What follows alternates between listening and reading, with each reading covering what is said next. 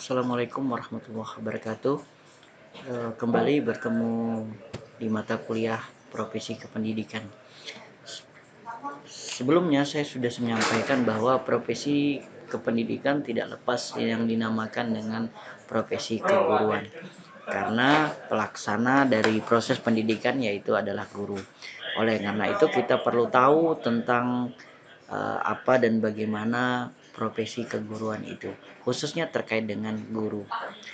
Guru adalah suatu sebutan bagi jabatan, posisi, dan profesi bagi seseorang yang mengabdikan dirinya dalam bidang pendidikan melalui interaksi edukatif secara terpola, formal, dan sistematis. Maksudnya secara teratur, terstruktur, dan legalitas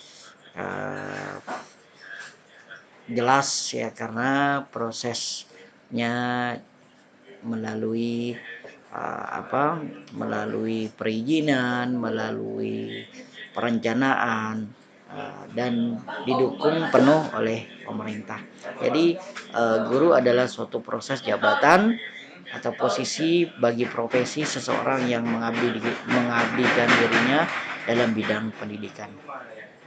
Dalam Undang-Undang Nomor 14 Tahun 2005 tentang guru dan dosen, dalam Undang-Undang Guru dan Dosen, pasal 1 dinyatakan bahwa guru adalah pendidikan profesional dengan tugas utama mendidik, mengajar, membimbing, mengarahkan, melatih, menilai, dan sampai mengevaluasi peserta didik pada jalur pendidikan formal, pada jenjang pendidikan dasar, sampailah ke pendidikan menengah.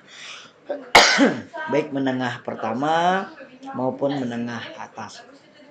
Jadi dalam Undang-Undang Nomor 14 Tahun 2005, Undang-Undang Guru dan Dosen, disampaikan di situ bahwa tugas guru itu adalah guru pendidikan profesional gitu. Tugas guru adalah mendidik, mengajar, membimbing, mengarahkan. Dalam kesempatan ini, dalam poin ini ya tentunya menjadi pemahaman bagi kita sebagai seorang guru, lebih khusus teman-teman sebagai calon guru. Ya. Karena kayak teman-teman adalah pendidikan profesional ataupun seseorang yang dituntut untuk bekerja secara profesional, yang tugasnya tidak hanya mendidik tapi juga mengajar, dan disertai dengan bagaimana kita harus mampu membimbing, mengarahkan, melatih, menilai, ya, bahkan sampai mengevaluasi peserta didik. Jadi kesempatan ini ya tentunya menjadi garis besar bahwa kita sebagai guru tugas kita berat. Ya, tugas kita berat, tidak hanya memberikan materi ajar. Ya, teman-teman misalnya bahasa Inggris tidak hanya mengajarkan tentang bagaimana bisa berspeaking, bisa listening dengan cara bahasa Inggris, tapi dalam hal ini juga memberikan pendidikan, mendidik anak didik kita untuk memiliki karakter, memiliki sikap, penampilan. Ya. Jadi itu yang mesti harus kita tanamkan di dalam diri kita. Karena tugas kita tadi tidak hanya mengajar. Begitu juga kita juga harus mampu membimbing dan mengarahkan anak didik kita untuk menjadi pribadi yang mandiri, yang mampu mengambil keputusan yang bertanggung jawab, mampu hidup secara mandiri, mampu menentukan yang terbaik dan yang baik, yang benar dalam meniti kehidupan ini gitu. Oleh karena itu dalam kesempatan ini juga saya mengajarkan, memberikan pemahaman kepada teman-teman agar betul-betul memahami profesi ini secara menyeluruh. Ya. Meskipun ke depan Anda ditakdirkan oleh Tuhan Yang Maha Kuasa tidak menjadi seorang yang profesional ataupun menjadi tenaga pendidik yang profesional, bisa jadi nanti kalian ataupun di luar konteks pendidikan atau tidak bekerja sebagai guru, tapi di sini muatan nilai-nilai keguruan juga harus ditanamkan. Terlebih dalam mata kuliah ini profesi kependidikan. Profesi kependidikan itu agar kalian betul-betul tahu bahwa profesi kalian, tugas dan tanggung jawab kalian sebagai seorang guru, yang tugasnya tadi tidak hanya mendidik, tidak hanya mengajar, tapi juga membimbing, mengarahkan, melatih, bahkan ya sampai kita setelah belajar itu menilai, mengevaluasi sejauh mana pemahaman, sejauh mana kemajuan, sejauh mana perkembangan anak didik kita, ya sehingga tujuan-tujuan yang menjadi ketercapaian proses pendidikan itu dapat tercapai, baik dari pendidikan dasar ataupun pendidikan menengah.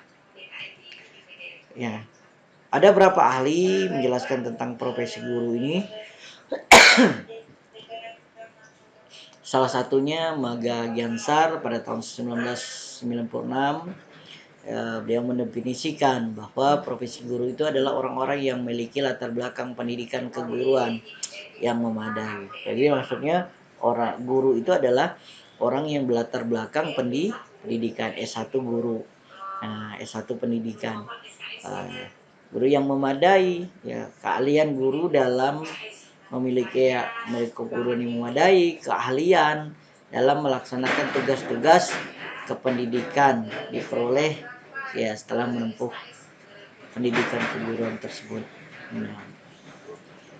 Ya, NASA News pada tahun 1998 juga mengatakan bahwa profesi guru itu adalah kemampuan yang tidak dimiliki oleh warga masyarakat pada umumnya yang tidak pernah mengikuti pendidikan keguruan.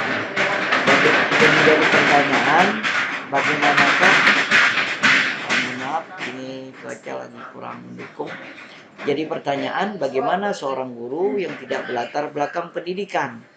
Nah, artinya guru tersebut masih belum menjawab tuntutan ataupun kualifikasi yang disyaratkan. Karena kualifikasi pendidikan yang disyaratkan untuk menjadi guru jelas dia telah menempuh pendidikan sesuai dengan bidang studi yang yang diajarinya. Misalnya teman-teman prodi bahasa Inggris, berarti lulusan pendidikan bahasa Inggris. Itu secara kualifikasi akademik sudah disyaratkan. Nah, berdasarkan pendapat di atas, maka dapat disimpulkan bahwa profesi keguruan adalah jabatan profesional yang memiliki tugas pokok dalam proses pembelajaran. Uraian tugas pokok ini atau pokok tersebut mencakup keseluruhan unsur proses pendidikan dan peserta didik. Jadi profesi guru itu adalah profesi ataupun jabatan profesional yang memiliki tugas pokok dalam proses pembelajaran. Uraian tugas pokok tersebut mencakup keseluruhan unsur proses pendidikan dan peserta didik. Di dalam kesempatan ini ya sekiranya yang menjadi perhatian bahwa ketika teman-teman pengen menjadi seorang guru, teman-teman sudah memilih suatu jabatan profesional. Profesional itu aslinya ada kompetensi, ada tagihan, ada tuntutan jabatan yang mesti harus dilakukan secara ahli, yang dilakukan betul-betul ya sesuai dengan tuntutan tugasnya, khususnya yang memiliki tugas pokok dan proses pembelajaran. Oleh tugas tersebut ya tentunya mencakup keseluruhan unsur proses pendidikan pada peserta didik. Gagasan pendidikan guru semula dimaksudkan sebagai langkah strategis untuk mengatasi problem mutu keguruan kita, karena perbaikan itu tidak akan terjadi dengan menaikkan remunerasi saja, Ya, oleh sebab itu pendidikan profesi diperlukan sebagai upaya mengubah motivasi dan kinerja guru ya secara terarah, ya terencana dan berkesinambungan. Jadi kita kan sekarang ini kan khususnya beberapa tahun ini lagi ramai-ramainya tentang pendidikan profesi guru atau sering dikenal dengan PPG. Ya, jadi kenapa guru itu harus setelah S1 harus lagi mengikuti PPG? Untuk apa? Untuk meningkatkan kualitas. Ya, untuk agar motivasi dan kinerja guru lebih terencana, lebih terarah, dan lebih berkesinambungan. Bahwa guru itu betul-betul bekerja secara maksimal. Ya, karena dalam pendidikan profesi itu betul-betul guru itu pengen guru yang secara utuh menjadi jati diri sebagai seorang pendidik yang tentunya mengantarkan anak-anaknya untuk menjadi orang yang sukses. Oleh karena itu ya dalam menyikapi problem-problem ya permasalahan-permasalahan guru ya oleh karena itu dibuatlah semacam program yang dicanangkan oleh pemerintah agar untuk menjadi guru itu bisa agar betul-betul seorang yang profesional. Nah, sekarang kita masuk ke kode etik profesi keguruan. Ya, kode etik itu kan salah satu etika, attitude yang harus diperhatikan, yang harus dijalankan, yang harus dipahami oleh seorang guru ya dimana untuk menjadi pijakan dalam proses ya tindakannya. Yang pertama, guru berbakti membimbing peserta didik untuk membentuk manusia Indonesia seutuhnya. Tentunya berjiwa Pancasila. Manusia seutuhnya itu sesuai dengan Undang-Undang Nomor 20 Tahun 2003 yaitu manusia yang beretika, bermoral, ya, dan berketuhanan yang Maha Esa, yang memiliki berbagai macam kemampuan, ya, dan memiliki berbagai macam kompetensi. Nah, itu di situ. Yang kedua, guru memiliki dan melaksanakan kejujuran profesional.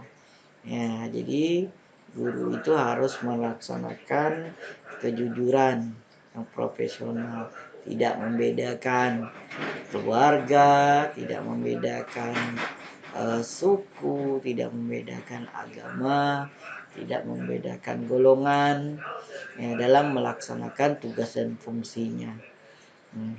Karena ini diharapkan guru melaksanakan kejujuran yang profesional. Yang ketiga, guru berusaha memperoleh informasi tentang peserta didik sebagai bahan dalam melakukan bimbingan dan pembinaan. Jadi guru berusaha memperoleh informasi tentang peserta didik sebagai bahan melakukan bimbingan dan pembinaan. Oleh karena itu, ya tentunya dalam hal ini ya guru harus betul-betul mencari informasi tentang peserta didik, khususnya dalam melakukan ya pembinaan, pengembangan, bimbingan. Nah, terus yang keempat, guru menciptakan suasana sekolah sebaik-baiknya yang menunjang ya keberhasilan proses belajar mengajar. Ya, guru bagaimana menciptakan situasi iklim belajar siswa, ya, menentukan situasi kondisi, bagaimana ya adanya suatu hubungan interaksi sosial yang baik, interaksi belajar yang bagus adalah menunjang keberhasilan proses belajar mengajar. Ini mesti harus diciptakan oleh seorang guru. Terus selanjutnya, guru melihara hubungan baik dengan orang tua, ya, orang tua peserta didik maksudnya, ya, terlebih masyarakat sekitar, dalam rangka membina peran serta dan tanggung jawab bersama terhadap pendidikan. Makanya dibentuklah apa yang namanya komite. Nah, jadi sehingga ada peran serta masyarakat, keterlibatan dalam komite tersebut untuk saling berkoordinasi, saling bersinergi dalam rangka bersama-sama nih membina sesuai dengan perannya masing-masing dan bertanggung jawab terhadap proses penyelenggaraan pendidikan. Selanjutnya, guru secara pribadi dan secara bersama-sama mengembangkan dan meningkatkan mutu dan martabat profesinya. Nah, jadi guru secara pribadi dan bersama-sama mengembangkan dan meningkatkan mutu serta martabat profesinya. Jadi dalam rangka meningkatkan mutu dan martabat profesinya, guru harus mampu mengembangkan diri. Nah, mengembangkan diri sebaik-baiknya, bagaimanapun caranya sesuai dengan aturan yang berlaku. Guru semaksimal mungkin meningkatkan mutu